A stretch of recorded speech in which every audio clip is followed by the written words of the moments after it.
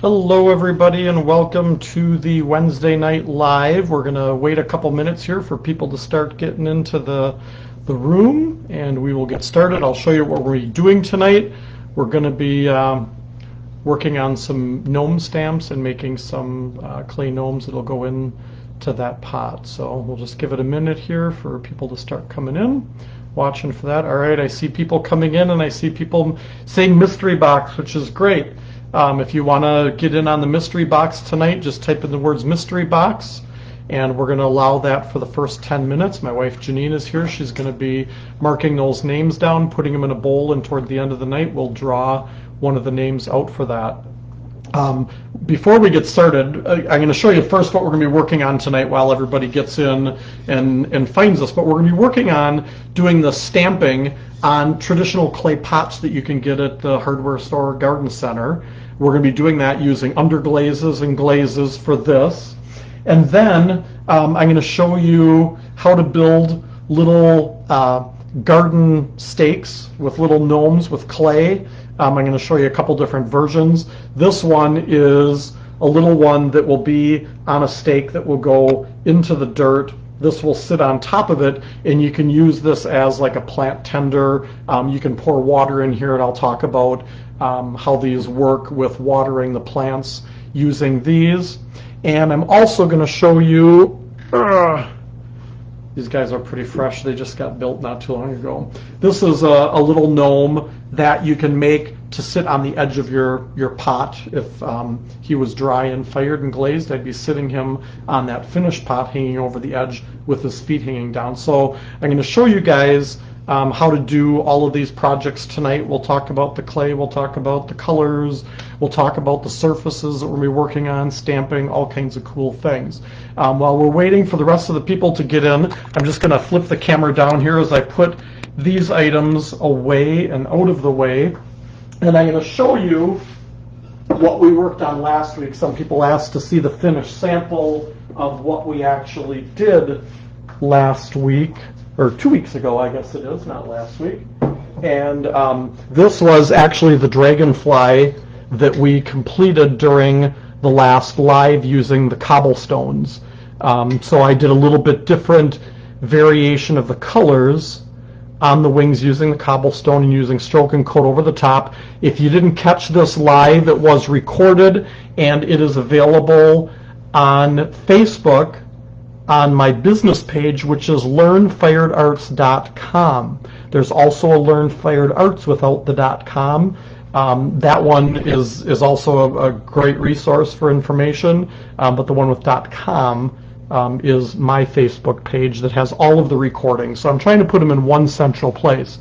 I had a request to do pumpkins using cobblestone, and I wanted to show you guys this tonight.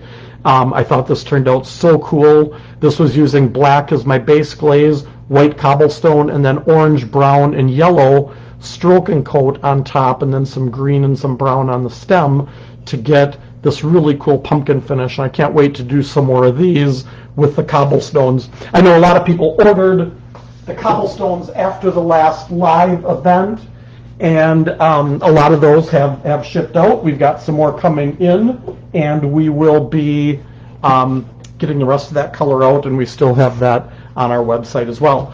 For those of you who are new, if you haven't put your name in for the mystery box, for the first 10 minutes tonight, you can type in the words mystery box, and what will happen is my wife Janine is here. She's going to put your name on a slip of paper. It's going to go into a bowl, and toward the end of the night, we're going to draw a name out of that bowl, and the person whose name is drawn gets an opportunity to buy this box for $35 plus $15 for shipping, so it's $50 for the box.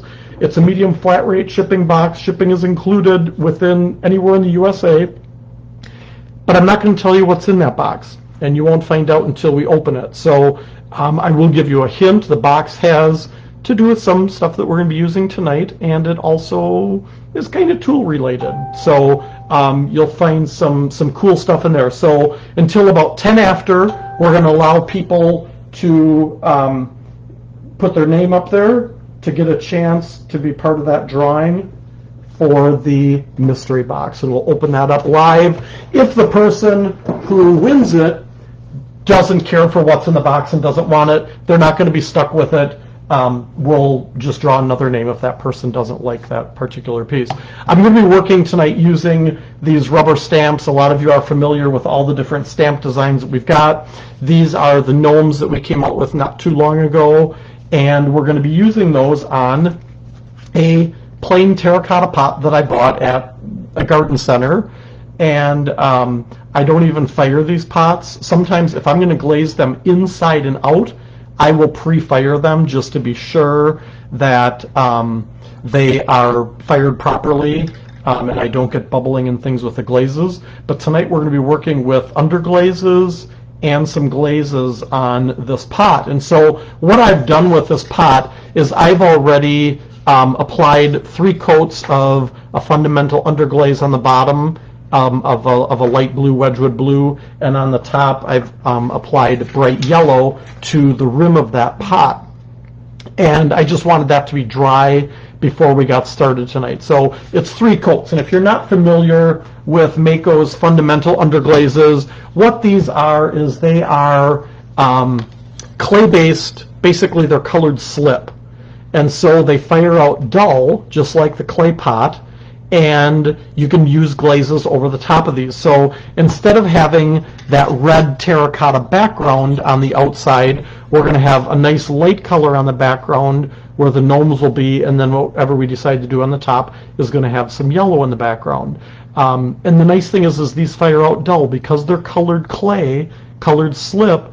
If you don't put a gloss glaze over the top of them or a matte glaze over the top, they're going to fire out dull, which, let me grab my pot back here, and I'm actually going to grab this other one that we had another person did in our retreat, and she did gnomes all the way around. I thought this turned out really cool. But the background area is dull, and you can see the gnomes are glossy. And the rim of the pot on this one, she put a gloss glaze on. She didn't do any color on here. She just did some sponging with some color and left that natural terracotta finish on the pot. So you can do your own combination. We're going to use stroke and coat for the colors after we do the stamping. We're going to use the colors for earth color concentrates to do our actual stamping. And I'll show these colors again as we're using those. If you're familiar using Duncan products, Duncan has cover coats, are the equivalent of the fundamental underglazes. And if you guys have questions as I'm going along, feel free to type them into the chat area. Janine will be watching for those as soon as she's done writing names down for the mystery box, which is in about 2 minutes. We're going to be calling the last opportunity to get in on the mystery box. So someone asked if your life has slowed down at all. If my life has slowed down at all, that's a great question. Not really. It's a little bit better. We've had a lot of orders, and we're down to the last about 120 orders right now as of today, which sounds like a lot of orders, but we had over 3,000 that we have shipped out. So that's kind of amazing, and it's a huge relief to be to that point. So fundamental underglaze, 3 coats of whatever color. The reason I do that is if I do stamping on top of that terracotta and I do 1 coat of stroke and coat like we're going to do, that red of the terracotta pot is really strong and your colors won't come out real bright and vibrant. So I generally put a lighter color on the background. You can do white, you can do light blue, you can do pink, anything light in color that's lighter than that terracotta in the background. Now, if you've got pots that you pour or throw or hand build and you want to add color to those, fundamental underglazes are perfect for that as well, because they are compatible with pretty much all clay bodies. And if you've got a white pot and you want to actually make it look like a terracotta pot, there's a terracotta color of underglaze fundamental that you can use on there to do that. Lots of people love your pumpkin, by the way. Oh, thanks. I was really happy with how that came out, and I can't wait to do more of those. All right, if you're not familiar with using the stamps, we're going to be using the color concentrates from Colors for Earth. And the reason I like these for stamping is these are really highly pigmented color. And so when I do a light layer of it on the stamp and I stamp it on a piece, I get nice black lines. You can use products like Stroke and Coat and Concepts, but you may not get as deep of a rich black line, and you'll see why that's important once we start applying the color. Another question? This was a little while ago, so I don't know if you actually said it. What do you mean by pre-fire? You said pre- Oh, I had talked about with the clay pot that sometimes I'll pre-fire those, and the reason sometimes I do that is because if I'm glazing the inside and the outside, those pots, you don't know when you buy them at the garden center, you don't know if they're fired hot enough. And so if you put a gloss glaze or a matte glaze inside and out and you fire it and there's still some gases and impurities that haven't burned out of the pot, it will cause the glaze to bubble on there. So if I'm glazing gloss glaze or matte glaze inside and out, I pre-fire them. On this technique, I'm not glazing the inside, I'm not glazing the outside, I'm using clay-based underglaze on the outside, so I'm not worried about pre-firing these pots. It doesn't hurt if you do. If you want to fire them to like an 03, 04, whatever you fire your greenware to, you can do that ahead of time. How do you know the pot from the store is safe to fire in your kiln? Most of them are made with terracotta clay, a red color clay, and I always tell people buy one, try it, fire it. I've never ever had any pots blow up or anything crazy in the kiln. I've never had a problem with any of them, but it used to be sometimes the ones from Italy reacted a little bit different than the ones made in the U.S. and things, but I've never really had a problem with them. So. And what size pots? So this pot, I knew somebody would ask about that, and we actually had, when I went to buy these pots, there was actually like a shortage of pots, and like there's shortages of everything, and this one was just the perfect size for it. So this one is about an 8-inch pot from top to bottom. The area where your stamp is going to go, you need about 6 inches because these gnomes are almost, whoops, get that in the frame there, are almost 6 inches high. Oops, if I pull it up there. So it's just under 6 inches for the stamp. So you need a space 6 inches. You don't want to try to stamp over the top of that ridge. You want to have a nice flat surface where you do your stamping. All right. Would you carry bent detail brushes? I do not stock any of the bent detail brushes. It's a detail brush with a bent end on it. We can get them. They're available, but I don't stock any of those currently. So we're going to use the color concentrate straight out of the bottle. We're not thinning it. One thing with those colors is you want to really shake them well. They have kind of a gel base to them, and the more you shake them, the more fluid they get. If you don't shake them, sometimes they'll come out real thick. So shake them well. I'm going to use a sponge roller. There are different techniques over the years that I've done using stamps, and a lot of times people will use the sponge dabbers where they dab the color onto the stamp. And what I find with those dabbers is people press too hard and they get a lot of color puddling down in the details of the stamp. So I like the sponge rollers because we're going to roll the color over the top of the stamp. And the other thing about these stamps, they're flexible, they're on foam, so they're easy to pick up and position. Now, if you're used to using some of the other stamps that I've got that are maybe the round shapes, they're real easy to pick up and position to put in place. With these stamps, you almost need, because of the length and the extra size of them, you kind of need both hands to flip it over. So I'm going to show you a little trick. A lot of times I'll work in my lap with the clay pot. And tonight, as I was getting ready for this, I was like, okay, how am I going to do this? Because I don't want to have to flip the camera that everybody sees my lap. So we're going to take a towel, and I've rolled this towel up on the sides so that I'll be able to take this pot and lay it down and have the balled up towel to kind of hold this pot so that I'll be able to easily pick up the stamp and position it. I don't want to have this rolling back and forth as I'm trying to place that stamp on there and have it rolling around. So this towel for tonight is what I'm using to kind of hold the pot in place.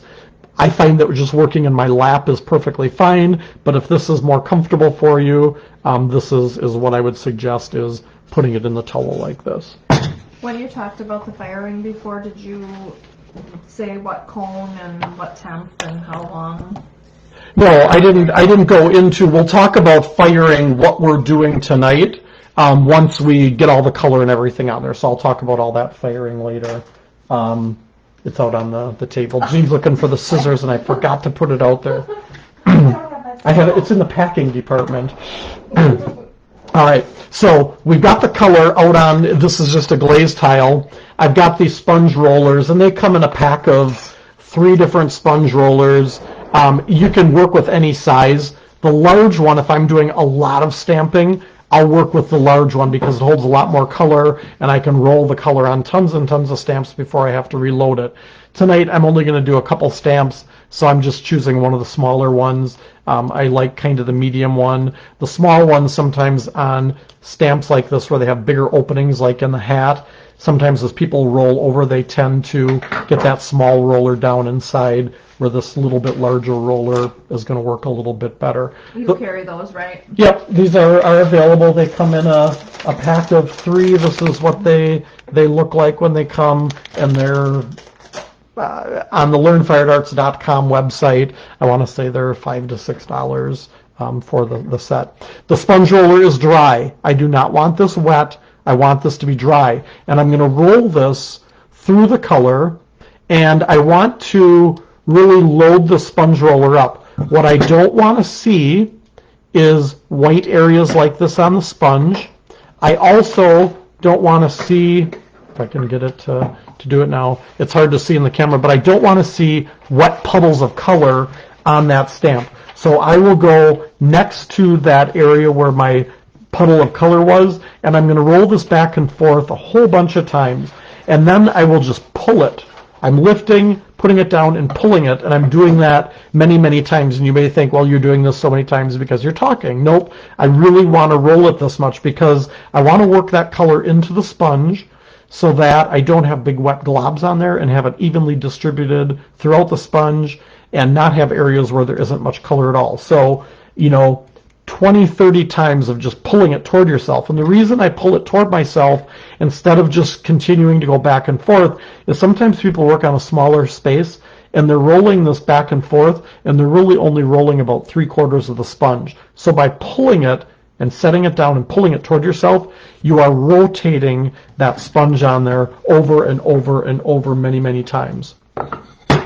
Now, when I go to apply the color to the stamp, I don't want to pick the stamp up and hold it in my hand because sometimes that stamp will flex and bend with the contour of my hand. I want to have it on a flat surface, and I'm going to just gently roll this over the top, back and forth, so that the color gets on the edges of the raised design. And you want to work kind of quickly, and so I'm going to quickly put my towel up here before that color dries on there. And I'm going to set my pot down, find the area where I want to apply the stamp, and then I'm going to use kind of both hands to flip the stamp over and position it. And I'm going to position it kind of at the bottom so his feet are at the bottom. And I'm going to set it down, and then I'm going to hold it with one hand while I press straight down on one side of the stamp with my thumb. And I can work with several fingers on there. I don't want to slide back and forth, then I'm going to hold the other side and press. And I'm just kind of walking my fingers over this. And I want to make sure that I get everything pressed well. So one hand is holding the stamp in place while the other hand presses. And it doesn't hurt to do this 2 or 3 times. You want to try not to have the stamp slip or slide on there. And then I will gently lift that up to get my stamp design. Now, notice in the middle, I got a little bit of color in the middle of that stamp. And it's okay, because if I show you the finished samples of these, all of these hats have a little bit of that dark color in the middle, and it's okay because we're going to do kind of some speckling on here at the end, so don't worry about that. If you really don't like that color in the middle of the hat, you could take a Q-tip and just wipe that color away before you do the stamping, but you want to work quickly with this so that the color doesn't dry on the stamp. Because if you are sitting there cleaning up all of these little spots on there, the color is going to dry on the stamp, and then you're going to stamp on your piece, and you're going to lift the stamp up, and there's going to be hardly any color on there. And that's one of the reasons that I do the splattering and the speckling on here. Did you already just talk about what happens if the sponge is wet when you were talking about? No, I didn't talk about what happens if it does get wet. I talked about that it should be dry. And the reason I don't want it to be wet is because if it is wet, the color gets very wet, and as you roll across on the stamp, the color is going to want to kind of go off of the stamp and down into the crevices. You want the color to be, kind of thicker and not watery, that it's puddling down in your stamp design. Now I've got my little girl stamped on here as well. These stamps, I usually just take these under water. The color concentrates, they wash off even when they're dry.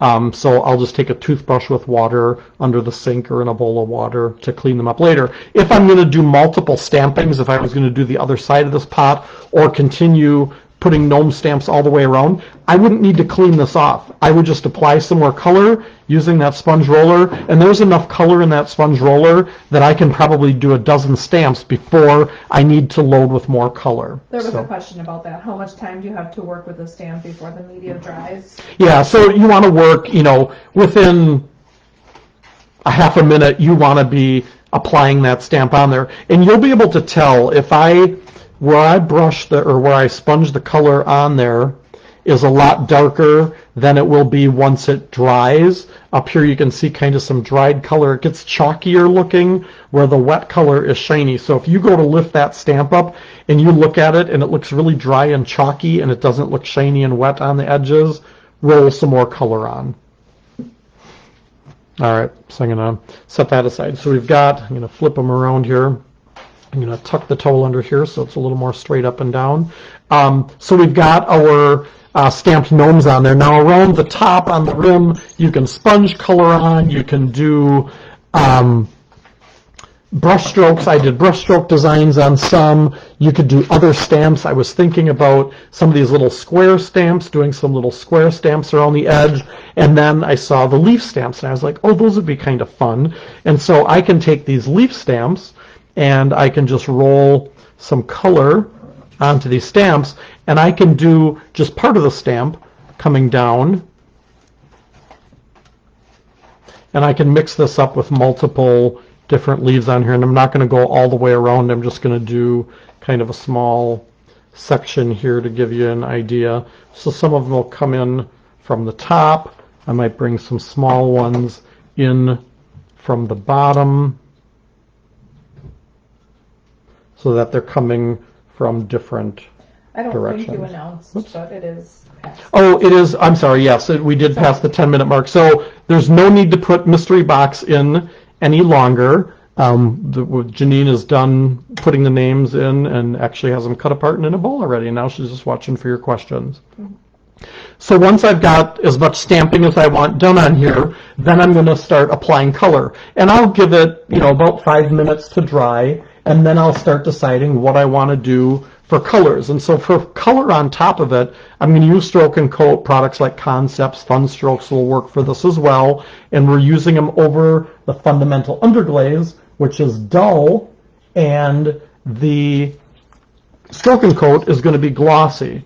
And you might be thinking, well, aren't you going to block out your colors, the stamping colors? And that's one of the reasons that I like the color concentrates, because they're so rich in color that I get nice dark lines that if I go over them with one coat. Can you show the name of that again? Someone was asking what the name of the stamping medium was. And I've got this on my website too. This is the Cobalt Black. It's color concentrates. Okay, the brand, yeah. And it comes in a 1 ounce and a 2 ounce size. And you know what? The mystery box may possibly have some of that tonight. So the Stroke and Coat colors, they're designed that 1 coat gives you kind of a translucent finish, 2 coats is more opaque, 3 coats is very opaque. So we're going to go with just 1 coat of color over the top. And it's surprising how bright these colors can be just with 1 coat, but look at how the black still shows through on all of those colors. So you want to be careful not to do multiple coats of the stroking coat. So I'm just going to squeeze out some of the colors, and I'm not going to paint in everything, but I'll just give you guys a general idea of how it's going to look. And sometimes when these colors dry, they do look like they've covered the black, and you can't see the black lines. And so don't panic about that.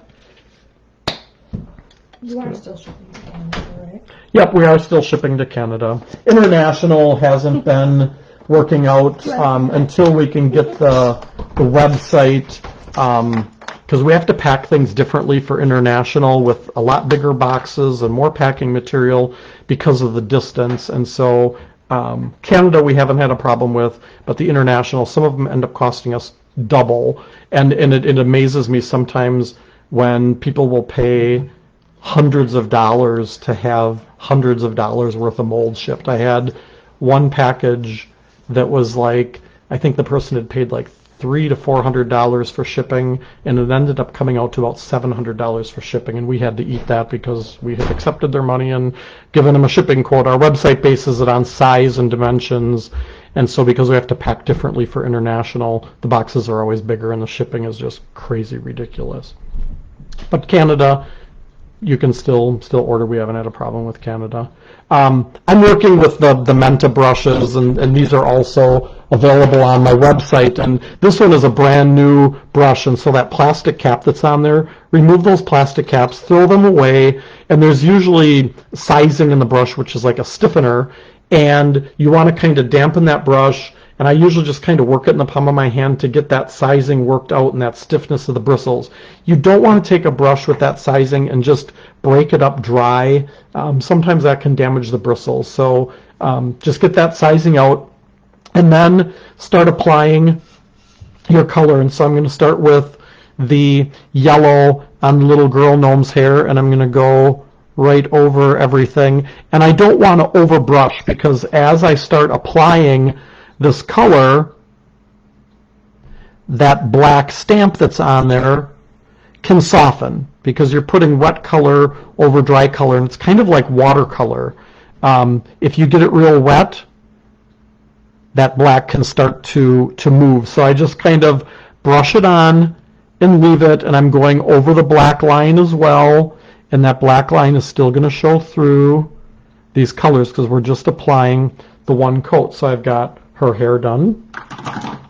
Did you say if the stroking coat is high or low fire? Stroking coat actually is a product that was designed for low fire, but it also works for high fire.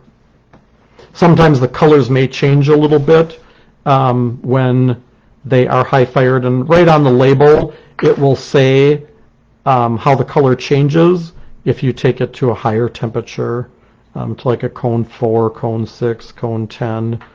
How those colors will change. I'm just applying some gray to his beard. And this is really quick and easy to do. I'm using these Menta brushes because they're a soft bristle, they're a synthetic, and they're very soft like a natural hair brush. And so I get nice, smooth coverage. I'm going to do blue on his hat. And again, just one coat. Kind of brush it out. You will get some areas where the color overlaps and it might look a little bit streaky, and it won't be super noticeable when this is done. You know what I forgot to bring out here? You said you were talking about firing at the end, right? Yep, I will talk about firing at the end, because we'll be talking about firing clay and firing these clay pots. You know what I forgot to grab was a stiff bristled fan brush. If you could grab one in the back. It's in like the third bin in, I think, on the top row. There's a charge for her to go back and grab a. I forgot to bring that out for doing my speckling at the end. And you can see how quick and easy this is to apply this color. Like I said, I'm not going to do the whole thing. I'm just going to paint in some of this. I'm going to show you how to do the splattering. We'll do a little bit of sponging of green around the bottom, just adding some brown on his boots. Thank you. What are we going going to put on his shirt here. We'll do some purple. And you can do any color combinations. Now there's little like beading on the hat and down on the boots and sleeves. I'm going right over that. On the blue, I went right over that beading because I'm going to go back and apply some color right on top, and I'll show you that in just a minute here. On the bottom here too, I'm going over it, and you can see the black lines showing through on here. So you'll be able to see where to do those dots of color. And you can use a brush to do that. You can use a stylus tool, will work well. You can use the end of a rounded brush handle, will work for doing that. Do the sleeves. Is it possible to do the pots with no fire products for those of us with no access to a kiln? Yeah, if you don't have access to a kiln, you can do this with acrylics. The difference with acrylics is if you stamp and then paint over it, the acrylic blocks out what's underneath. So use the watercolors. I've got watercolor sets, the flip kit watercolor sets. You could do your stamping with the acrylic. Make sure that you wash the stamps off right away because that acrylic will dry on there and you'll have to scrub a little bit more to get it off. But then let that acrylic dry and then use the watercolors, the flip kit watercolors on there to go over the top, and your black will show through on those colors. So I've got that done, and now I'm going to go back and I'm going to add the dots. So on his hat, I'm just going to use the yellow, and I'm just using a round brush, and I'm going right over the top of the blue with dots of yellow. And like I said, you could use a rounded brush handle. You could use a stylus dot tool to do that. He's got some on his sleeves here as well. And he's got some on his pants. I didn't do his flesh on here, but obviously I would do a flesh color on there. I mean, if I wanted to really get fancy on here, I could create little designs. I could make some little patches on his hat, things like that. With the leaves up on the top, you can go with colors over those. You can just leave those as they are with the leaf designs on there. If I wanted to go with some colors on there, and I didn't grab a lot of fall colors here, but I can go with a little bit of, I'm just going to grab some of this brown, and I'm going to brush that over part of this leaf. I'm going to get some green out here. Do you have the 4-in-1 dyes back in stock? The 4-in-1 dyes are not back in stock yet. Shimpo, I talked to them a couple days ago, and they have, the slab rollers came in. Those are shipping later this week. I know a few people are waiting for their slab rollers if they're in here. And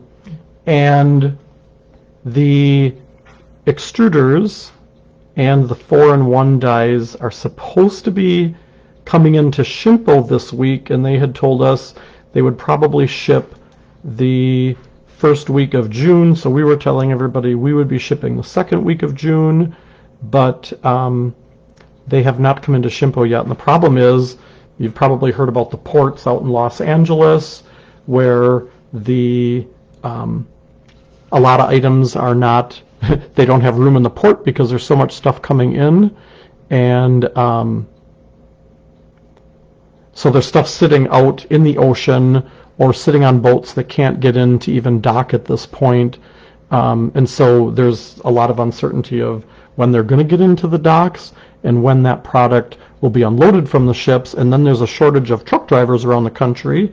And so then the freight companies, to get it from Los Angeles to the Chicago area where Shimpo is located, that is a whole nother story. So I was hoping to get an update today. I'm going to check back with them tomorrow to see if they've got an update of if the ship has actually gotten in with their container or if they have an update. And then I'll be sending an email out to everybody.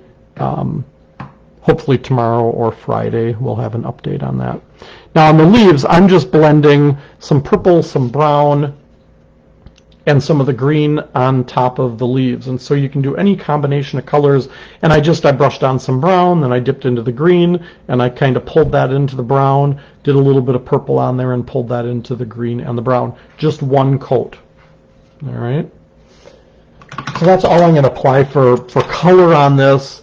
The next step, after I had all the colors done on here, would be to take that stiff bristle brush that I had to have Janine go get for me. And this is a stiff hog bristle. This is a real firm bristle versus a real soft fan brush like this that's either goat hair, or this is a synthetic goat hair that's a lot softer. This is what you use for applying glazes because it's real soft. The stiff bristle is great for like dry brushing techniques, stippling, or for doing splatters. And so what I'm going to do with that is I'm going to take my tile that I use my sponge roller on, and I'm just going to pick up a little bit of water with the fan brush, and I'm going to pick up some of that black color concentrate. What I don't want is I don't want big globs of that color in the brush. I just have a little bit of color in there, and then I'm going to go and I'm going to basically take this and take my finger and pull on the bristles so that the bristles flick back toward the piece. And I'm about 6 inches away so that I get a nice little speckling of color. And once I don't see many more speckles coming off, I get a little bit more color on there. It needs to be thinned with a little bit of water. If you get too much color in the brush, you're going to get big blobs. So it's just a little bit of color in the brush. Practice on paper a little bit before you go on your surface.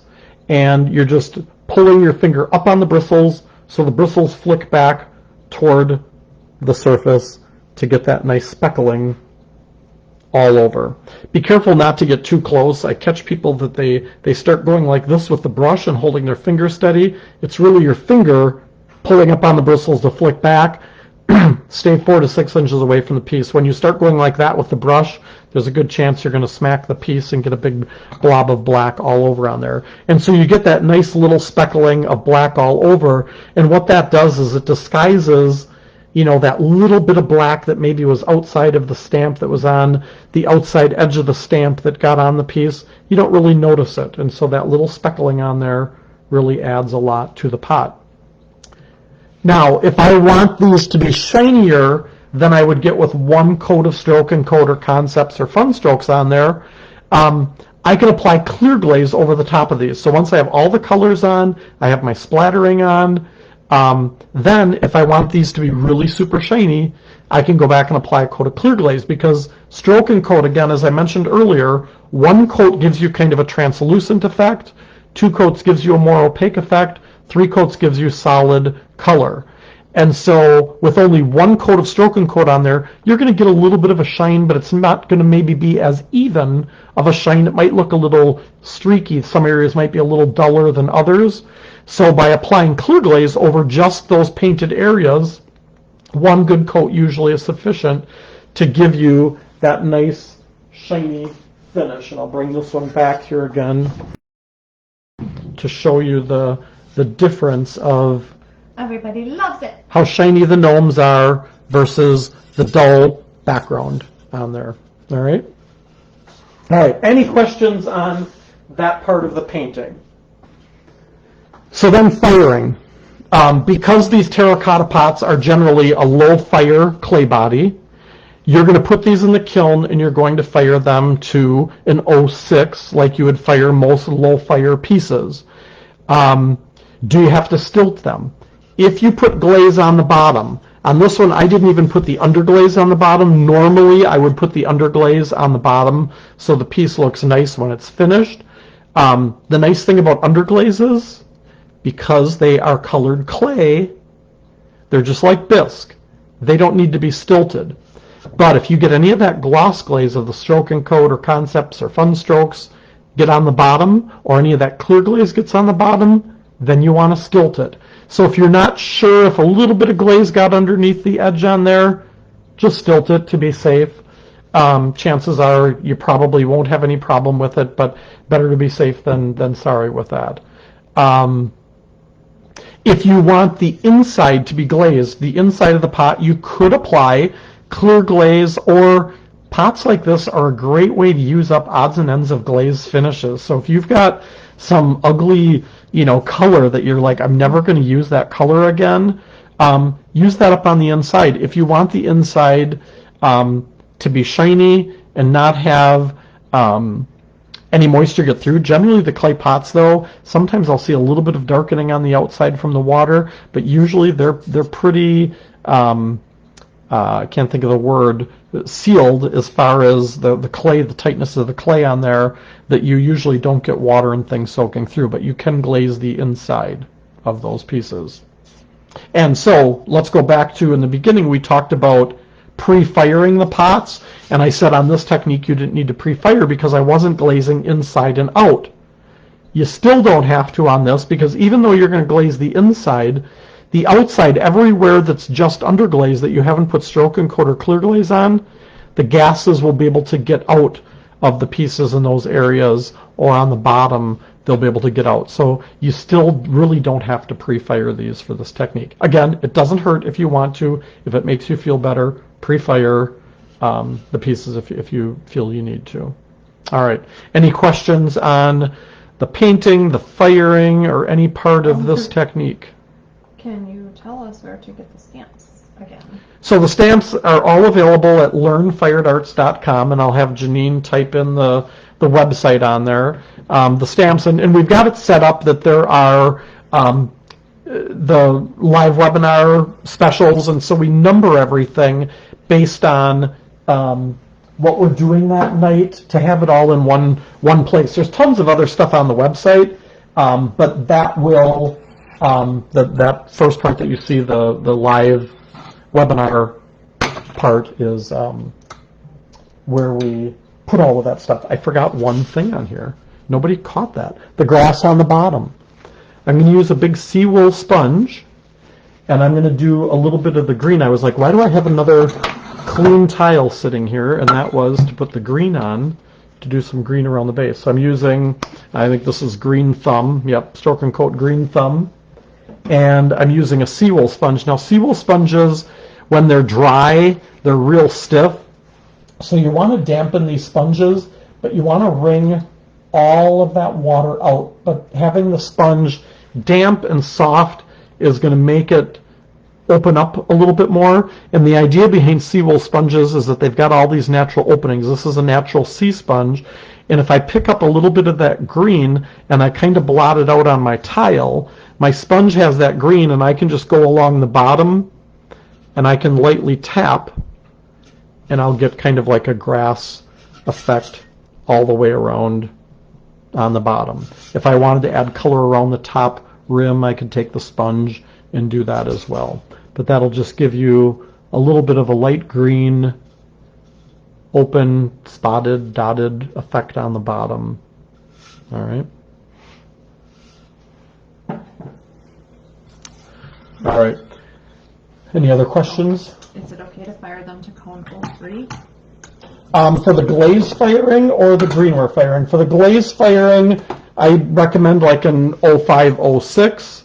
If you're doing greenware firing and you're pre-firing them, you can go to an 03, 04. Sometimes the red of the clay pot, if you fire it hotter, will get a little bit deeper in color. All right. So part of doing the lives, and I'm going to show you guys how to do the clay gnomes here in a minute, but I want to show you some of the things. And so I do these live events for free in hopes that I'll sell some stuff, and we've had a lot of success with that. So I just want to show you, and I take time for little commercial breaks during the live events to show you some of the things that you'll find on the website. And so the gnome stamps, there's a boy stamp and a girl stamp. You'll see those right on that page at learnfiredarts.com of the live event specials. You can buy them individually. You can buy them as a set. The leaves that I used around the top, there's oak leaves, maple leaves, and just the standard leaves. Those are all available, and they come in assortments like this.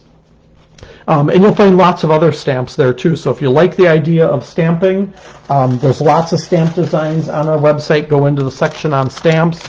The sponge rollers are in the live event special area as well. Those come in a 3-pack. We have a these stamps, we've been doing some cleaning and organizing, and I came across, this is a stamp that we weren't carrying any longer. It's a square stamp, and I found 6 of these. So we've got these around special for $9.99. They're foam back stamps as well. We've got 6 of them. They're a limited item on the website. Once those are gone, so you'll see those there as well. You'll see these blue trays. These are really cool. We just started carrying these not too long ago. They've been around for a long time.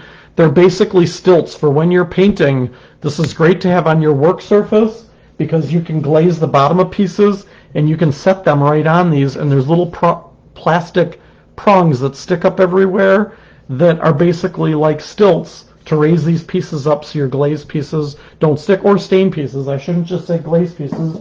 If you're working with acrylics and they're wet, you can stand them up on these trays. We've got those on the website as well.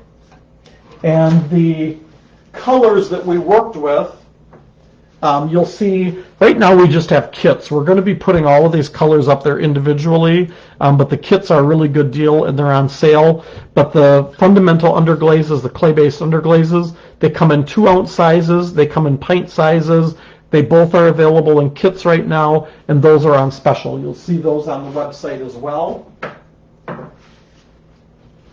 And I just want to mention too, we've carried the Mako Acrylics for quite some time, and we've got those, the white and the black come in the 8-ounce, the rest of them come in the 2-ounce.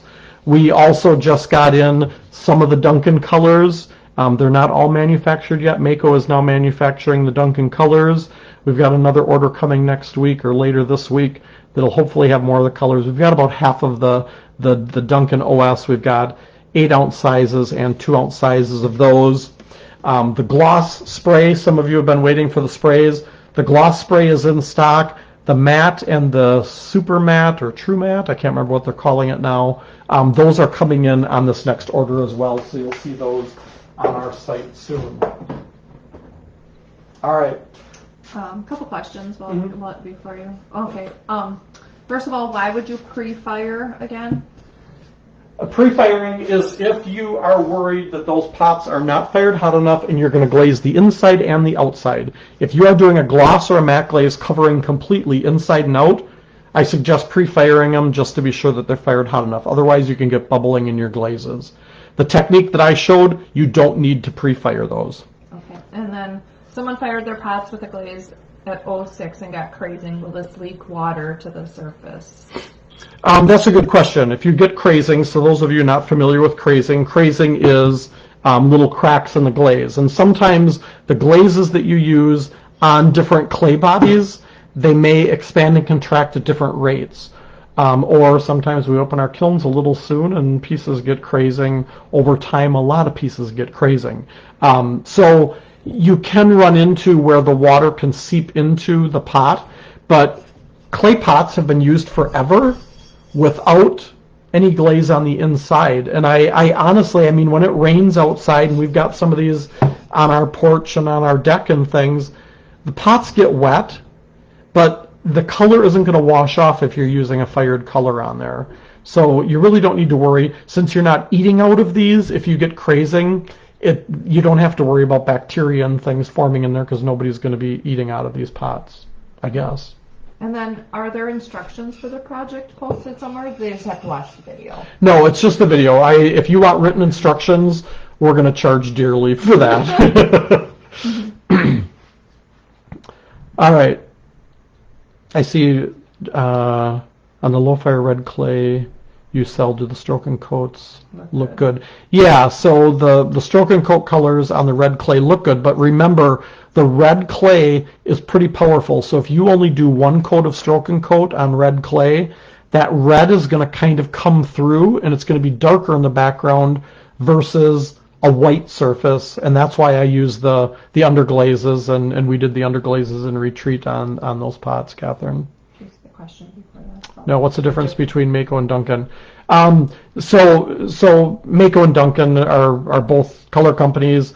Mako just purchased Duncan, and they're continuing to make a lot of the colors. And I know people were freaking out because they're not making everything. I have heard that they're looking at expanding that initial offering, and so, I'd kind of told people, don't freak out. They're initially manufacturing the best of Duncan, and then they're going to look at other products and manufacture more. So really, you can talk to people and people will say, well, I like this about Duncan or I like this about Mako. I've used both lines and they're both good colors. There are things that I like about the brushability of some glazes versus other ones and things, but they're both very compatible and very similar in make.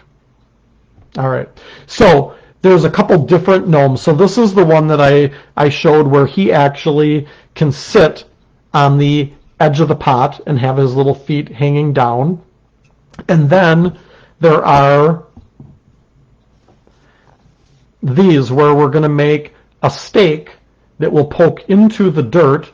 This is going to be open, so if you want to use this as things like violet pots and things, violets and sunflowers are sensitive to how much water, you can leave these in bisque doing the stem, and I'm going to show you how to do this in a minute. You can leave this in bisque, poke this into the dirt, fill this with water, and the water will seep through the porous low-fire clay. This is just low-fire earthenware clay that I'm working with. The water will seep through there. And then the little top part of the gnome will actually fit over the top of that. So you just lift him up, fill that with water, or if you want, you can actually put a hole in the back of him when you make him so that you can pour the water through there and it'll go into that stake that'll be on the ground. The reason I'm not attaching this, and you could attach these, is because you can change these out. So in the summer, I might have little gnomes on there. In spring, I might have little Easter bunnies on there. St. Patrick's Day, we could make a little leprechaun instead of a pointed hat. We could make, more of a squared hat on there with a big buckle on it. You can make teddy bears. You can make all different critters that could fit over the top of this, and that's why I left them separate. So I'm going to show you first making this little one, which is really easy to do. And we're going to be working with, like I said, the low-fire earthenware clay. And I'm just taking a slice of that clay, and I'm going to tear this in about half, and I'm going to make my stake first. And so I'm going to basically take this clay, roll this together, and pinch it to get the air out. And depending how long I want to make this, I can pinch this to a point at this end, which is going to be the bottom of my stake. I don't need it to be this tall, so I'm going to pinch a little bit off of the top. And then I'm going to do what's basically like making a pinch pot. If you've made pinch pots, it's a matter of working your thumb into the top of that clay, and my fingers are on the outside, so I'm kind of doing this motion as I work around, pressing my thumb down inside to open this up, and then I'm working my finger in where I need to get it a little bit narrower. And I'm pinching at the same time, I'm pinching on the outside. So I'm opening this up. Real quick, what blue did you use on the terracotta pot? The blue that I used on the terracotta pot was the Wedgwood blue. The Wedgwood blue and the baby blue both are very light in color. You can use white, you can use the sand, you can use really any light color on the background of that where you're going to be doing your gnomes or any designs that you want to do on there. So I've basically opened this up down to about this point. This is the part that's going to stick down into the clay, and I'm going to set this aside for now. I'm going to do the same thing for the top of my gnome. Again, I don't need that much clay. I'm going to bring it to a point like I did on the bottom of that one, and this is going to be the tip of his hat. And then I'm going to work my thumb into the inside to open this up like a pinch pot. And I can make these as big or as small as I want. What's the difference between the fundamentals and the foundations? So fundamentals, that's a good question. Fundamentals are colored clay. They're colored slip. Foundations are glaze. So they will fire out shiny. And there are opaque colors of foundations, and there are translucent colors of foundations. And so they will fire out shiny. Yeah, I am basically making a sugar cone. All right, so I've opened that up as well. And what I want to do is I want to have the opening of this a little bit bigger than the opening of the stem so that it will fit over the top of that. And then I'm going to take and make a little coil of clay, and I'm just rolling this between my hand. I can roll it on the surface. I can use a clay extruder for this, but I don't need this to be perfect, so it can be a little bit crude. And this is going to wrap around, and this is going to be basically the rim on his hat. And so that coil gets wrapped around, and then I'm going to use my thumb to kind of mash this in to the top of the hat. And I'm just going to work my way around, and I'm just using my thumb to kind of pull that clay up and mash it into the rest of the hat. A lot of times I see people making a separate hat and putting it on the bottom. This is a really easy way to do this so that it's all one piece. What kind of low fire clay are you using? This is just white low fire earthenware clay, and I happen to use Continental clay. I get their clay in by the skid, and they're one of the closest clay suppliers that I have. So it's just a smooth white clay. And you could do these with different clay bodies if you wanted. Okay, now I've got the hat kind of smoothed out. I just dragged my thumb across. Now I can take and just kind of gently and slowly, don't just take this and twist it because you'll snap it off. It's kind of almost like a pulling and twisting motion to bring that hat, to kind of twist it around however you want that hat to be. I'm going to stand that up. I'm going to roll a little ball of clay for his nose, and I'm going to score anytime I add pieces of clay on where I'm not going to mash it in, like the rim of the hat, because I dragged that in and I mashed it in and blended it in. I'm not worried about that falling off.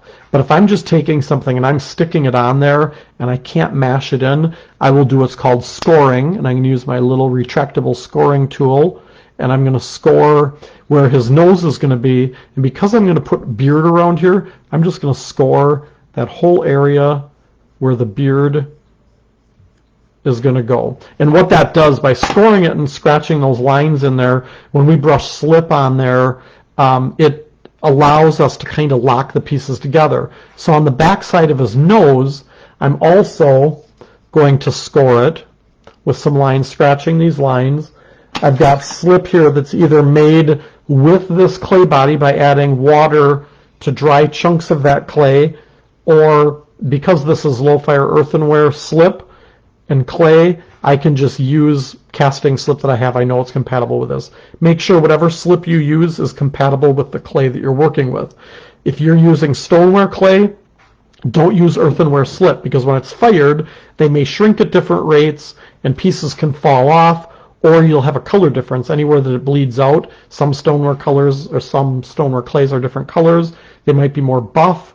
You're going to have white lines where that slip is. So make a slip using that clay. As I put that nose on, see, I kind of twist it, and what that does is it locks those score marks together. If I just set it on there, it'll probably stick, but if I give it a little twist and kind of lock those score marks together, that piece is going to stay on a little bit better.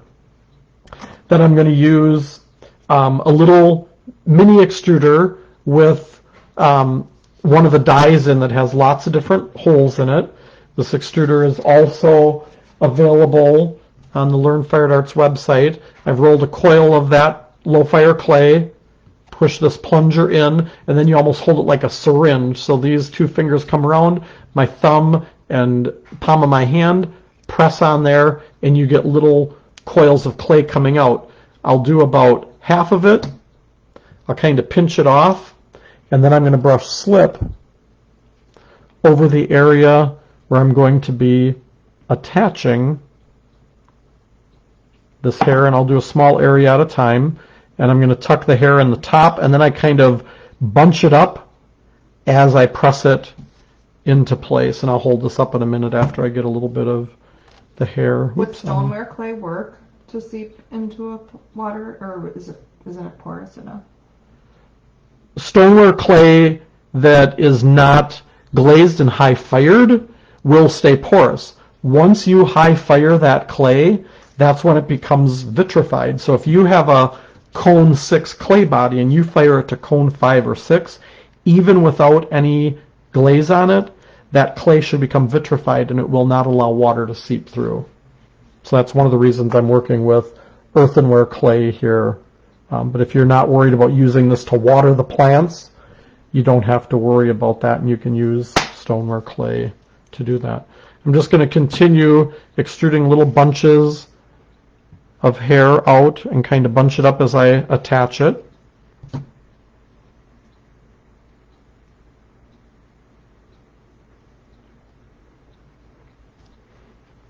So you can see the beard and the hair getting added. And then I want to go back and I want to really kind of press it down so I don't have little bitty strands of that clay sticking out everywhere, because think about when you go to paint this or handle it later, if you have little pieces of clay sticking way up on there, there's a good chance they're going to bust off. So I usually just kind of take my thumb and go over and just press it. I'm not pressing it to lose the little lines of the hair. I'm just pressing it enough so that the clay coils are kind of compressed on here. I'm going to add a little bit more. Do you sell clay on your website? I do sell clay on my website. That's a good question. I've got low fire white, I've got low fire red, I've got it in 25 pound, 50 pound, and we just recently added 5 pound blocks of clay as well. The interesting thing, and some of you have heard the stories in the past of the 25 and 50 pound clay, they fit 25 pounds fits perfectly in a medium flat rate shipping box, and 50 pounds fits perfectly in a large flat rate shipping box. And so the post office loves it when I come with boxes of clay to ship. And and that can ship anywhere in the U.S. in those flat rate shipping boxes. On our website too, any orders over $50 ship free anywhere in the U.S. 48. If it fits in a medium or large flat rate shipping box with the post office, it'll ship anywhere in the U.S. for free. All right. So this is our little gnome. Now, I didn't add arms and feet and things to these guys because he's going to fit over the top of this little stake, which is going to poke into the pot, and then this can be removed. All right. Now, the little guy that hangs over the edge,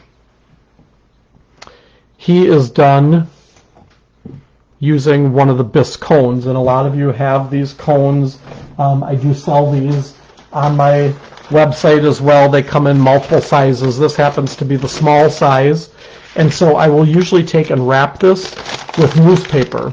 And the reason I do this, roll that up, it'll drown out my talking. The reason I do that, I wrap it around and tuck it inside, and I work over the top of this with the clay, is so that the clay doesn't stick. The cone is ceramic bisque, but the clay comes off a lot easier if you put newspaper underneath. So I've cut off a slab of clay. I can wrap that around the cone. I can tear off the extra down here on the bottom that I don't need, and I can use that to fill in on the sides. And basically I want to cover the cone with a layer of clay that's about this thickness, so it's between a quarter to a half an inch thick. And I'm going to fill in this gap, and then I'm going to just really press it nice and tight using both hands.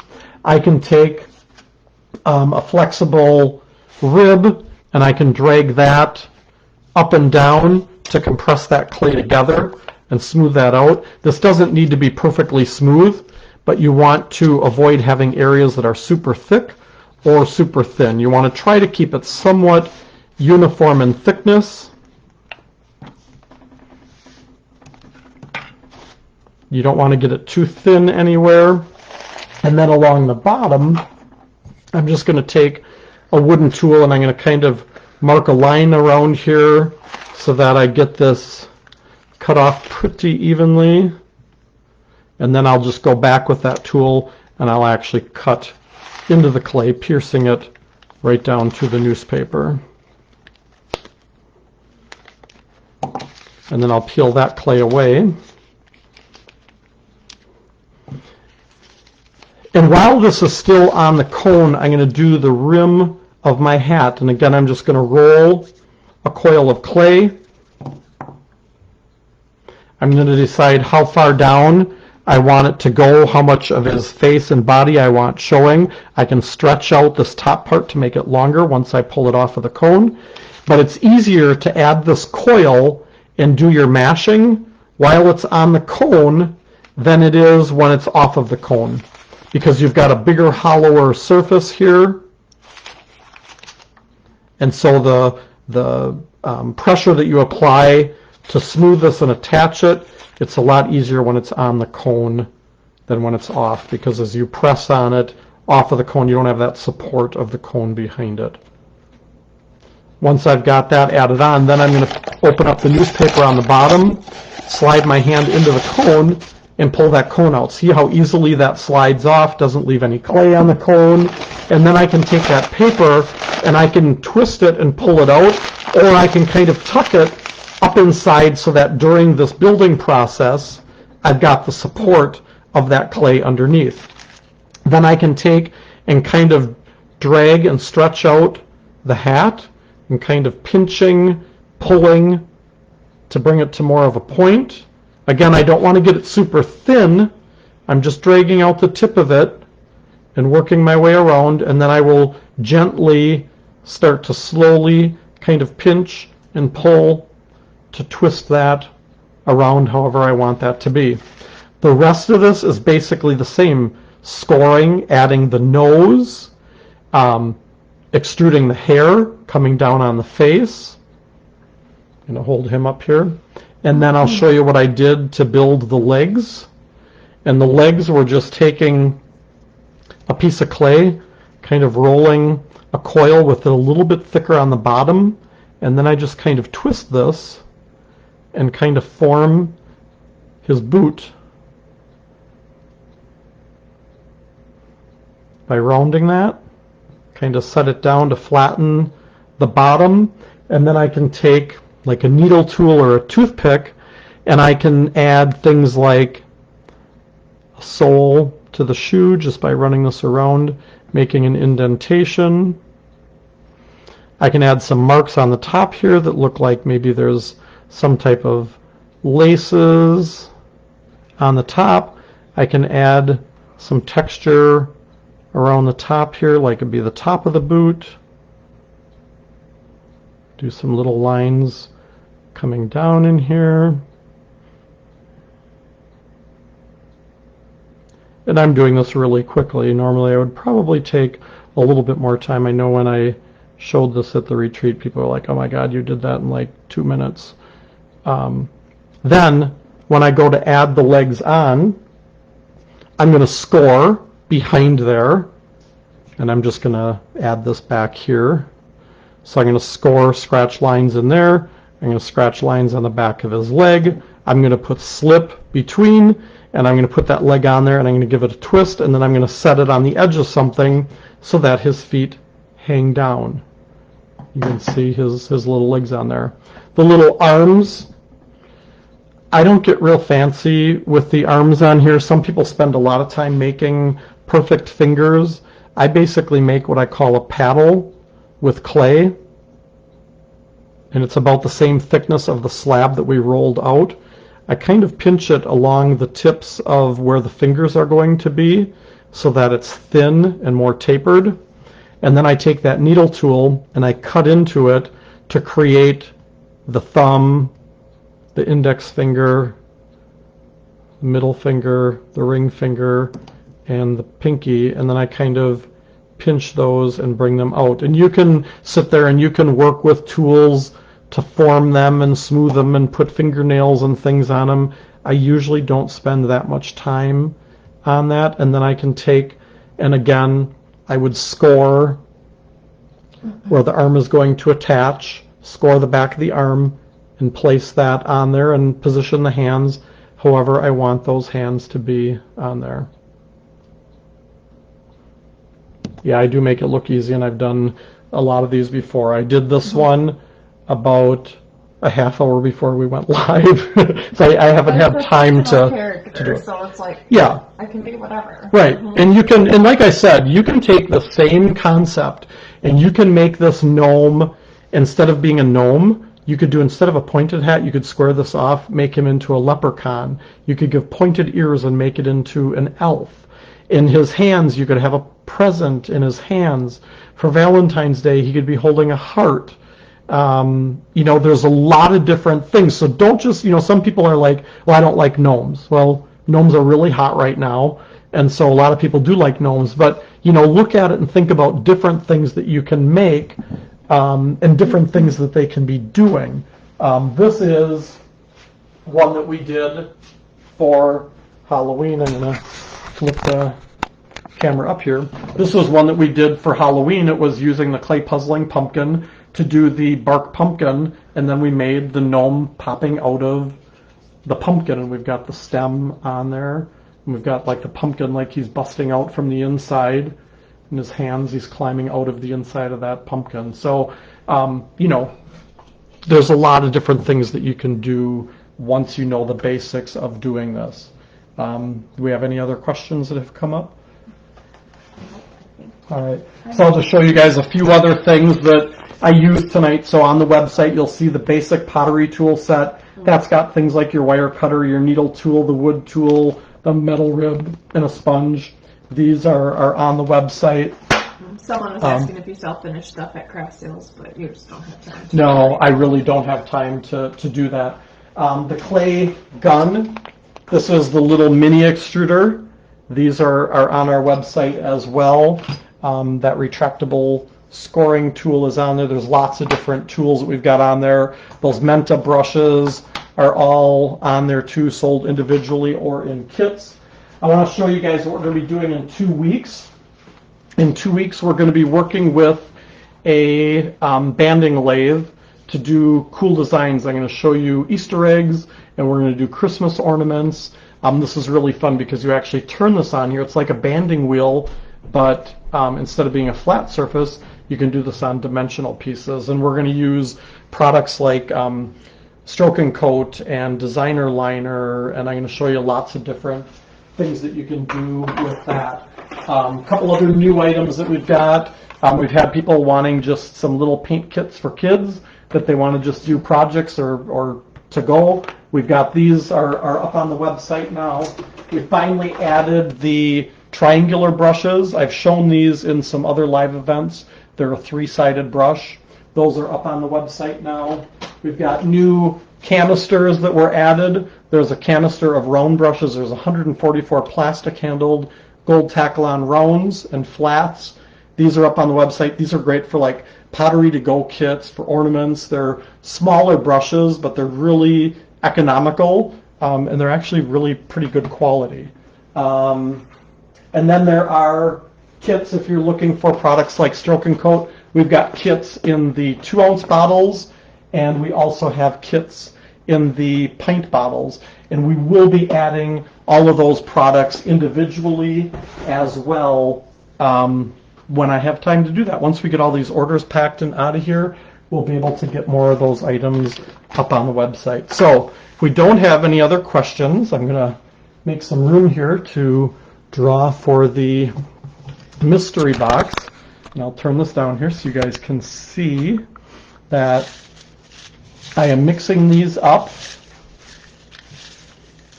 And we will draw a name out from this. And that person, they need to be in the room. So if I draw your name, let us know that you are here just by typing in that I'm here, or yay, or I just peed my pants, or whatever. And then once I open the box, you can decide if you want what's in the box. If you want to pass, you can put in pass, and I will draw another name out. So let's draw a name here. And we've got Christine Warren. So if you're in here, Christine, let us know that you're in here. I'm going to move these out of the way, and I'll bring the box up and show you guys what is in the box. And then Christine can decide if she wants it or not. If she passes, we'll draw another name.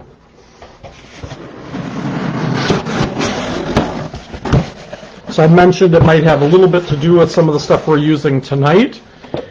And so inside this box, it does have 2-ounce bottles of the Wedgwood Blue and the Baby Blue, which I mentioned were great colors. They're very light blue colors that you can use in the background on this technique. There are the sanding sticks. These are a 2-pack. This happens to be the medium grit. They come in a fine, medium, and coarse grit. These are really inexpensive. If you're on the website, it cracks me up when people order like $48 worth of stuff and they pay for shipping of about $10, $12 for shipping. They could add this $3 set of cleaning sticks on there and get free shipping and save money and get these in the end. So if you just need a few dollars, these are a great item to add on. This fluting tool, this I have not demonstrated with yet in any of the workshops. This will be coming up once we're caught up on the clay puzzling molds. I'm going to show different techniques using this tool. It's a really cool tool for adding textures. There's 3 different size tips in here for carving designs in clay pieces. These decorator bottles, these happen to be the same bottles that designer liner come in. There's little metal tips on the inside. So these are designed so you can put color in them. So products like Stroke and Coat Concepts, when we do the lathe banding technique next time, these are an option for putting colors in that you may already have if you don't want to buy colors for that. These plastic tips, these can be put on any 2-ounce bottles. So if you're using Stroke and Coat in 2-ounce bottles, even stains, acrylics, you can put these on the acrylics and it turns it into a squeeze color for doing the dot techniques and things. Also in here are a pack of the metal tips, and so these are the same metal tips that are used for bottles of designer liner. They're mechanical pencil tips. They screw onto the top of these and turn these into really super fine writer tips that you can interchange on bottles of products like Stroke and Coat. Got sponge rollers in here, and you need sponge rollers because, surprise, surprise, you've got the gnome stamps are in this box. You've also got one of these really nice stylus tools for doing the dot designs on these, for dipping in the color. And you've got a bottle of the black concentrate, which is the color that we used for the stamp. So has Christine commented yet that she is in the room yet? Christine Warren? I haven't seen her yet. If anybody can tag her, I'm not friends with her, so if I try to write her name, I'm not going to be able to. Okay. If Christine hasn't commented yet that she is in the room, then I'm going to have to draw another name out, and Christine is going to miss out on this, unfortunately, because she didn't stay in for the whole thing. Or she's having some type of difficulties, which I'm sorry to say. So let's draw another. I've never had to do this before. Person's always been in here and has commented. So let's draw another name. Unless does anybody see that she commented? I don't see it. I didn't see it popping up. All right. Sorry, Christine. All right. Sorry, Christine, but Elaine Russell, are you in the room? Elaine Russell. If you're in here, let us know if you want the mystery box. We're going to give you a minute to type that in, and if Elaine isn't in here, we will draw another name. I see people saying great box. You guys still have an opportunity to win it if Elaine Russell doesn't comment.